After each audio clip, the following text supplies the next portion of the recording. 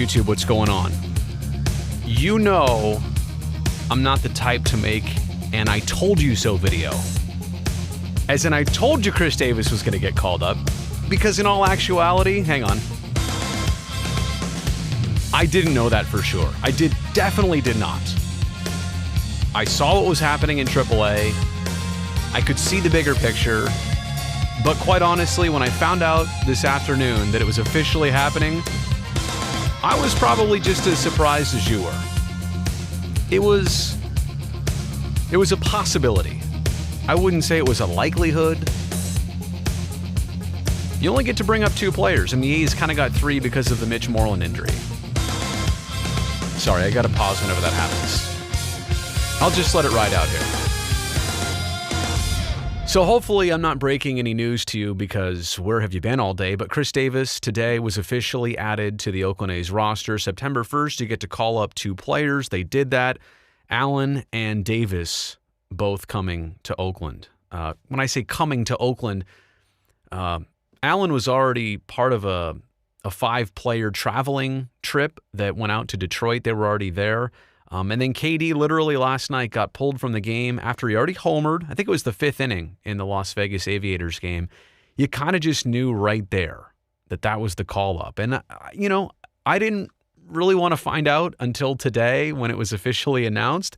There's probably a few messages I could have sent or a call I could have made, but I was just ecstatic to find out like everybody else. And I kind of want to run through, for me, why this is such a sports story, but it's also just such a special life story when you think about the journey for Khris Davis. And I don't mean to pull up my own tweets here. Excuse me for that, but I typed it out last night, and it's just all in one place here for me. So you think about February 6th, traded to Texas before spring training, and the hope back then was that KD could get a new start somewhere else.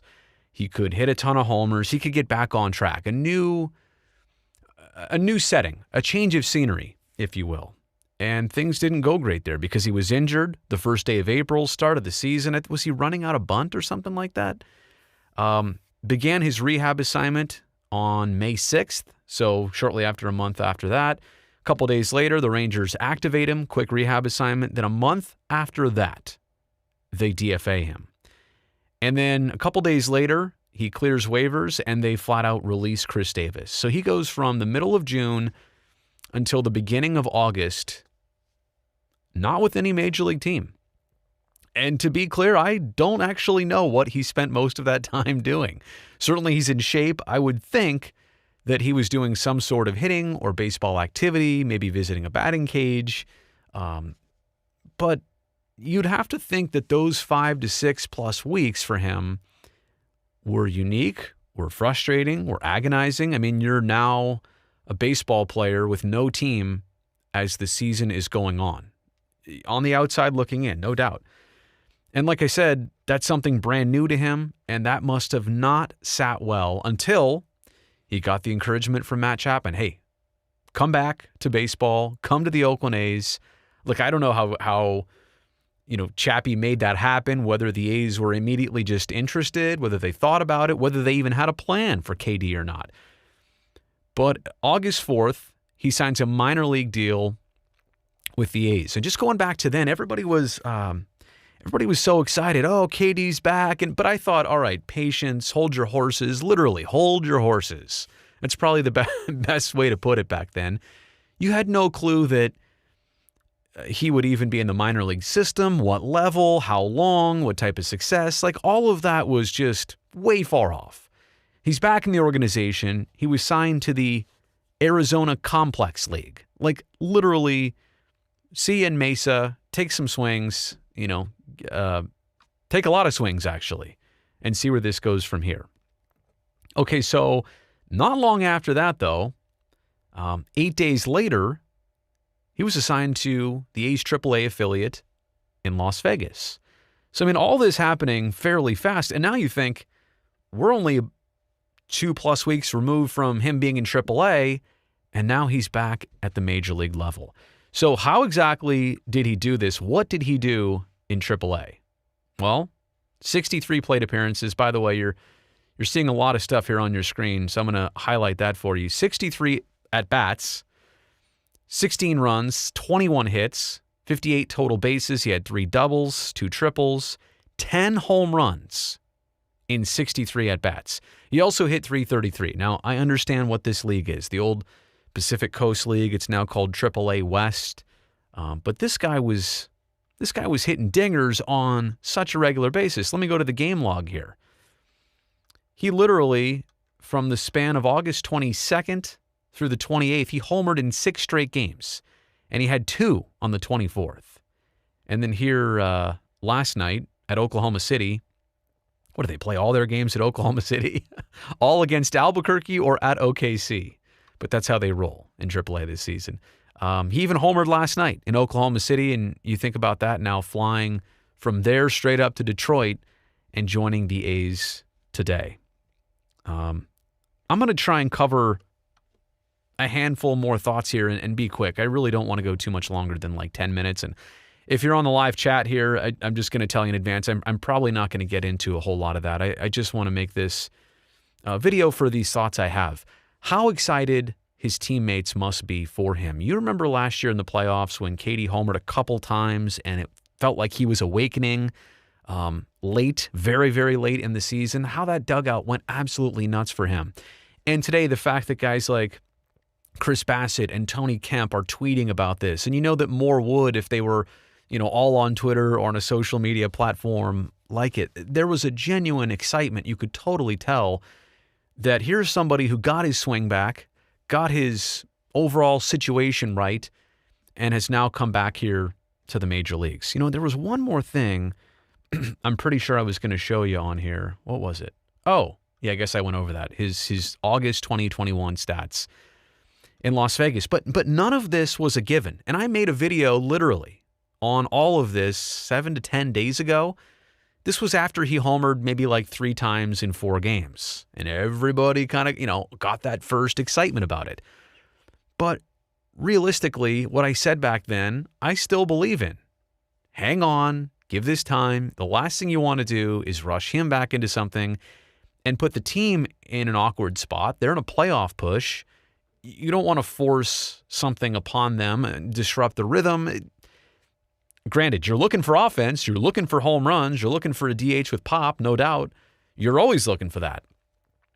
But I did not feel like rushing it was the prudent thing to do. Well, Khris Davis truly forced the issue here. And I really do feel like if you can get from him, for example, half of this down the stretch, I think the way to set your hopes and what people predict and project, first off, you don't know. You just don't know how this is going to go. Clearly, I'm rooting for him on a personal and a professional level. I actually thought tonight he would get in. Very first game. Bob Melvin typically likes to do that, whether it's somebody the team has just acquired or somebody they've just called up or recalled. Try and get them in a game as soon as possible. Don't let them think about it.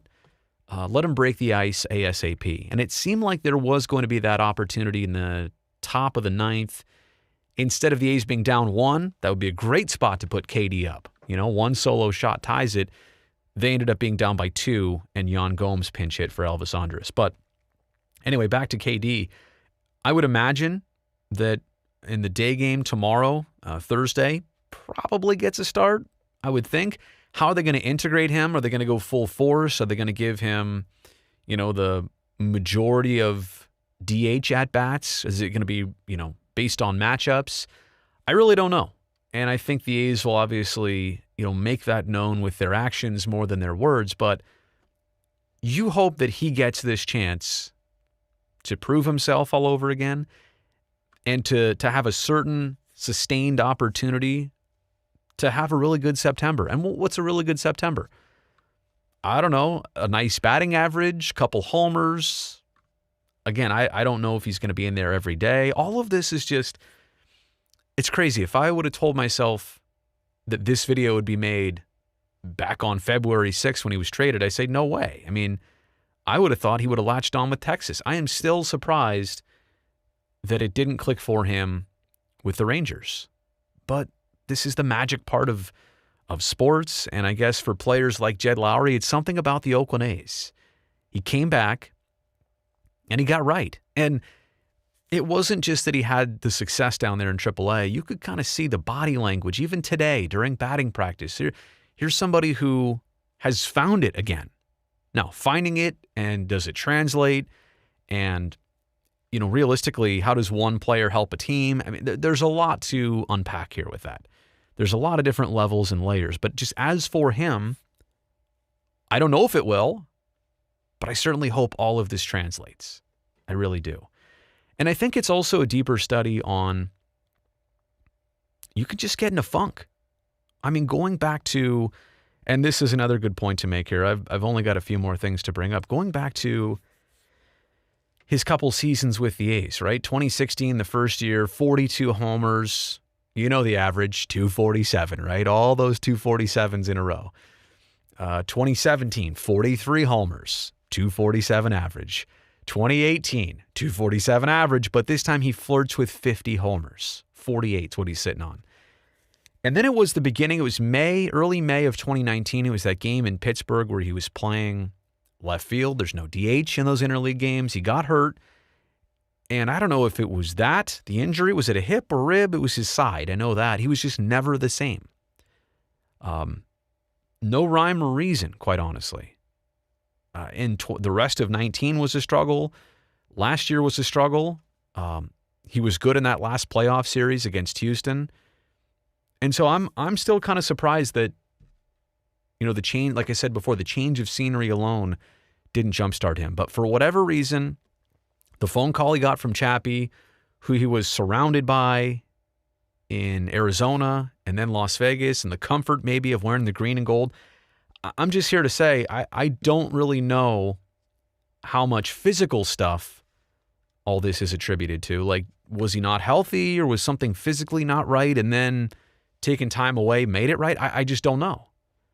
It's a crazy thing that, the space you're in, the surroundings you have, all of a sudden can get you out of that funk. The new situation he was in with the A's. So look, I mean, as I've said here, I'm very excited about this on a personal level, on a professional level. And some A's fans have said, well, we remember his last 2 years with the team. Yeah, but like that was not him. It shocked everybody. That's how you know it was not him. He set such a model and a bar of consistency. And I still think, and I double check the age here. What is he? 33 years old and changed, almost 34. Right around the corner from, a couple months, right before Christmas. He's 33 years old. I mean, a person who is in the prime of it still. And he talked about that today. Bob Melvin looks at him not like, oh, does he have one last wind in him? It's not even that at all. He shook whatever he needed to out of his system. He says he's got it back. It looks like it. We'll find out. When he probably plays tomorrow or soon after. But anyway, I just wanted to make that video. This is such a cool thing. I definitely did not fully see it coming. I credit the A's for giving him the initial chance, for recognizing what he's been doing in AAA and rewarding that. And I think this is a boost even to see him today, for his teammates to see him again today, to know the journey and the detour he took to come back. I do think that's pretty special. So anyway, while I'm here, can I just say that since you've watched the video this long, if you like this type of content and you want more of it, and you want me to really help build out this platform for a place for you and I to have these chats and topics, then subscribe to the channel. That will greatly help me in this process. And also, if you liked what we've been talking about here, give it a thumbs up so that other people on YouTube can also be recommended to this video.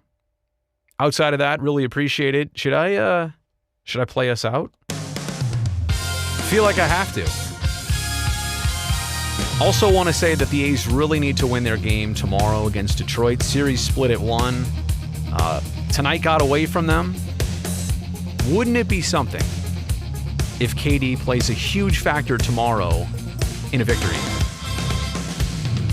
I just feel like this is This is a bit storybook, honestly. And also, like, the A's gave up Khris Davis as part of a multiplayer trade to get Elvis Andrus.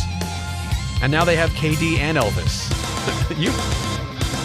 You might see tomorrow a starting lineup featuring 2 Texas Rangers players. One that the A's gave up to get another, and then the other one the A's got right back. Think about that for a second. Will KD's first homer be opposite field? I think it will. I think he's going to step in the bucket and go Oppo Taco. Maybe on a Thursday. All right, that's the video. Good night.